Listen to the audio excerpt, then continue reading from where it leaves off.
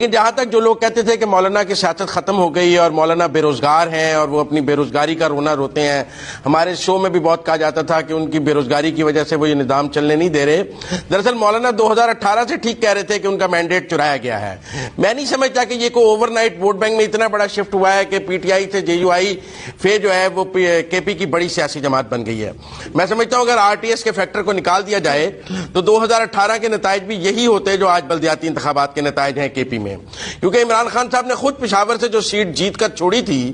وہ دوبارہ نہیں جیت سکے، جو لاہور میں چھوڑی تھی وہ نہیں جیت سکے۔ تو وہ جو ایک 2018 کے آر ٹی ایس کا کمال تھا وہ تو اس دن تک تھا، اس کے بعد جتنے بھی ضمنی انتخابات ہوئے ان میں آر ٹی ایس نہیں تھا۔ خود عمران خان صاحب نے جو سیٹیں چھوڑی وہ نہیں جیت سکے، کراچی میں فیصل واڈا صاحب والی سیٹ نہیں جیت سکے۔ تو وہ جادو صرف اس الیکشن کے دن تک اور آر ٹی ایس تک تھا، اس کے بعد وہ جادو ہمیں کہیں نظر نہیں آیا پی ٹی آئی کا۔ تو سمجھتے ہیں کہ کوئی گڈ بیڈ گورننس، میں سمجھتا ہوں کہ لوگ کبھی بھی پی ٹی آئی کی طرف متوجہ نہیں تھے، اور یہ آر ٹی ایس کا کمال تھا ان کا جو کے پی میں دوسری باری، اور یہ جو حکومت اور مولانا پہلے دن سے صحیح کہہ رہے تھے کہ یہ ایک جعلی مینڈیٹ ہے اور یہ ایکسپوز ہوگا۔ اور میں سمجھتا ہوں یہ بلدیاتی انتخابات میں چونکہ آر ٹی ایس نہیں تھا، اب نیا الیکشن کمیشن ہے، اس کو ابھی وہ آر ٹی ایس والا سافٹ ویئر اور ای وی ایم ابھی مل نہیں سکے ہیں، وہ حکومت بنا کر دے گی تو شاید ہمیں تبدیلی نظر آ جائے۔ ورنہ میرے لیے یہ نتائج باقی بھی کہہ رہے ہیں ان کے لیے حیران کن نہیں۔ مجھے لگتا ہے کہ اگر 2018 میں آر ٹی ایس نہ بند ہوتا تو یہی نتائج ہوتے کے پی کے تب بھی، کیونکہ اگر واقعی پاپولیرٹی ہوتی تو جو عمران خان صاحب نے پشاور کی سیٹ چھوڑی تھی وہ دوبارہ اے این پی کے غلام بلور صاحب جیت جاتے،